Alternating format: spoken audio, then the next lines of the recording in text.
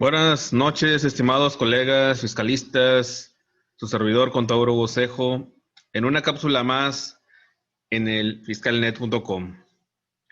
Quisiera compartirles una pequeña cápsula referente al término de la compensación. Se ha visto innumerables opiniones encontradas respecto a lo que es la compensación y que se configura prácticamente en el numeral 23 del Código Fiscal de la Federación, que es lo que estamos viendo aquí en la pantalla de su lado izquierdo. Si me permiten, voy a dar una pequeña lectura. No voy a dar lectura a todo lo que es el numeral 23 del código, sino nada más la parte que están viendo sombreada en color amarillo y que dice de la siguiente manera. Los contribuyentes obligados a pagar. ¿A quién se refiere? Los contribuyentes, es decir, a todo el universo que estén en los supuestos de presentar un aviso de compensación.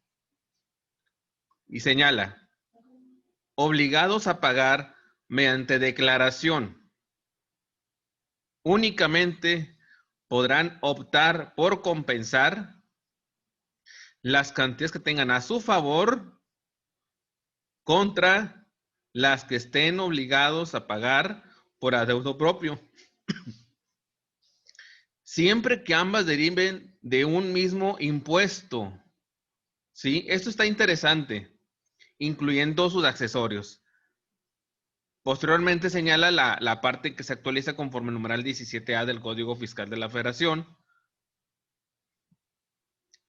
y adiciona dentro del mismo párrafo, los contribuyentes que presenten el aviso de compensación deberán acompañar los documentos que establezca el SAT mediante reglas de carácter general. Como todos sabemos, es la miscelánea. Ahora, en dichas reglas se establecerán plazos para la presentación del aviso mencionado. A lo que voy es la famosa compensación universal que de un plumazo el gobierno prácticamente deshizo el derecho que tiene que tener un contribuyente para presentar un aviso de compensación. Ahora no está permitido de un tiempo para acá.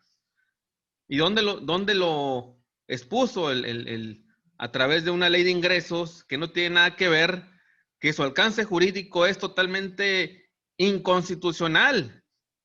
Totalmente. Ahorita lo vamos a ver.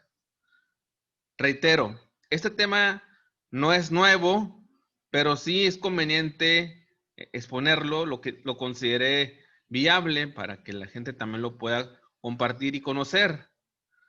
Ahora, veamos el Código Civil Federal.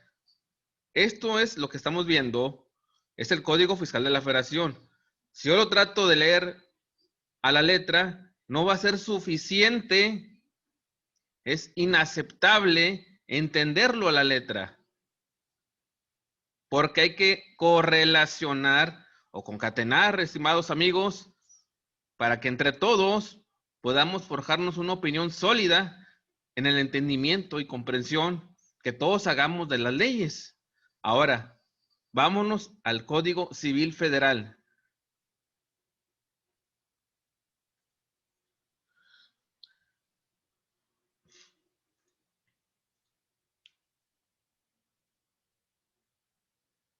Aquí ya estamos viendo, voy a ponerlo aquí en grande para que se vea.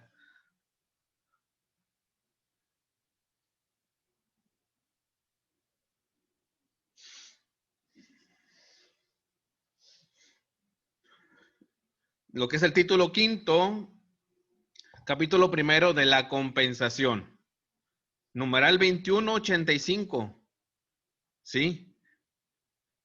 La compensación, primeramente, antes de observarla detenidamente en el numeral 23 del Código Fiscal de la Federación, no es un término fiscal, no es un término que nació en el Código Fiscal de la Federación, sino que su nacimiento obedece desde el Código Civil Federal. Ahora, numeral 2185, tiene lugar la compensación cuando dos personas reúnen la calidad de deudores de acreedores recíprocamente y por su propio derecho. Es decir, tiene que haber un deudor y un acreedor para poder compensar. Reitero, estamos en el Código Civil Federal. Ahora, es bien importante dónde se manifiesta la autoridad para haber quitado la compensación universal. Ahora veamos el numeral 2192, donde señala los supuestos o causales donde no aplica la compensación, no tendrá lugar, será improcedente. Ahora, veamos lo siguiente, numeral 2192, Código Civil Federal. Fíjense la fracción octava. Si las deudas fuesen fiscales, ¿sí? Creo que ya vieron por dónde va la jugada. Excepto en los casos en que la ley lo autorice. Es decir, de aquí se tomó la autoridad para decir no procede la compensación para efectos fiscales, que al final de cuentas muchos contribuyentes entran en el supuesto de poder, o que podían más bien presentar el aviso de compensación cuando tengo saldo a favor contra uno a cargo de un impuesto diferente, que era lo que veníamos haciendo desde el 2014, desde la compensación universal, que ya no existe. Ahora, aquí esa fracción octava del numeral 2192 se tomó la autoridad para poderlo quitar.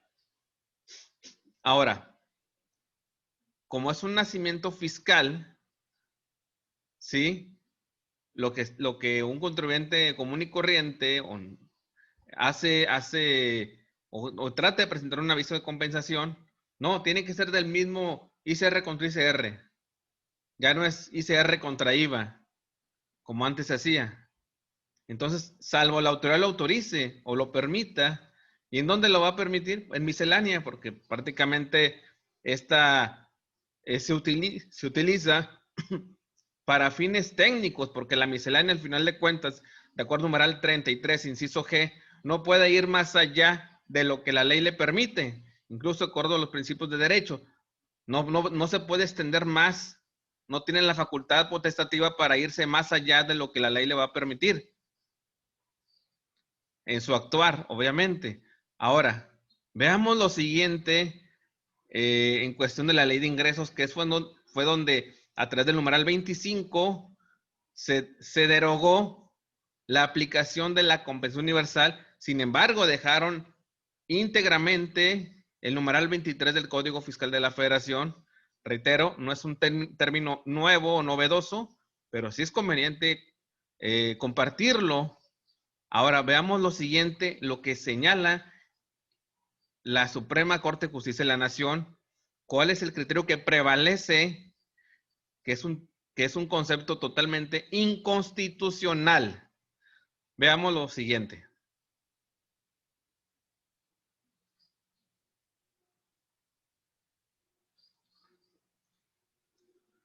Si podemos observar, como nos fuimos e iniciamos el numeral 23 del Código Fiscal de la Federación, ya partimos a otra ley. Por eso es bien importante, estimados colegas, amigos que nos acompañan en este trajín de fomentar la cultura no solamente fiscal, sino también jurídica, y que también aprendemos de nuestros colegas abogados, de nuestros colegas contadores, y compartirlo con todos ustedes. Ahora, estamos viendo una jurisprudencia, ¿sí? Del Pleno, donde señala el alcance jurídico de la ley de ingresos y para qué es su precepto, su ordenamiento, por lo cual la autoridad de un santo y plumazo quitó la compensación vía ley de ingresos, lo cual es totalmente improcedente, y no solamente eso, es inconstitucional. Veamos la parte final